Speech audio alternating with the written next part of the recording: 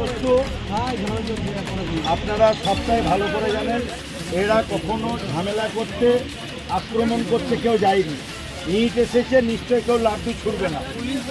আমি বলি পুলিশ আহত হয়েছে, তার আমাদের লোকের জন্য হয়নি।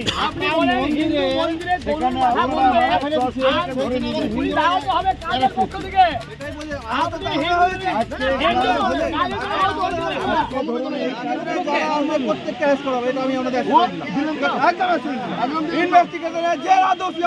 পুলিশ মার খেয়েছে, তাদেরকে ছেড়ে কথা বলবো না, ঠিক আছে?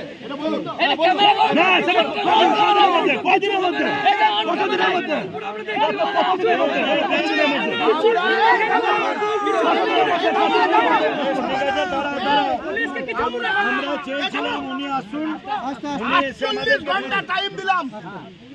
আগামী পরশুর মধ্যে উপপ্রধান শিবদাসকে গ্রেপ্তার না হলে থানা ঘেরাও হবে, থানায় ভাঙচুর হবে। হাতে তুলে নেবো, কিছু যা পারেন করে নেবেন, যা পারবেন করে নেবেন।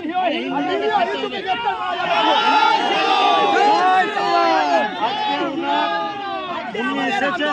প্রত্যাহার করলাম আমরা।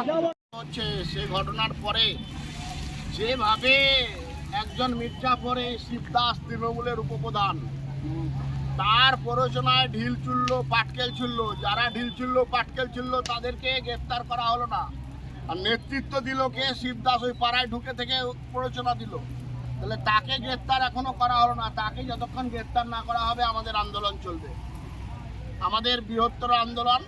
এই আন্দোলন হচ্ছে বাঙালির সংস্কৃতি, বাঙালির যে বৈশিষ্ট্য সেগুলোকে বাঁচিয়ে রাখা।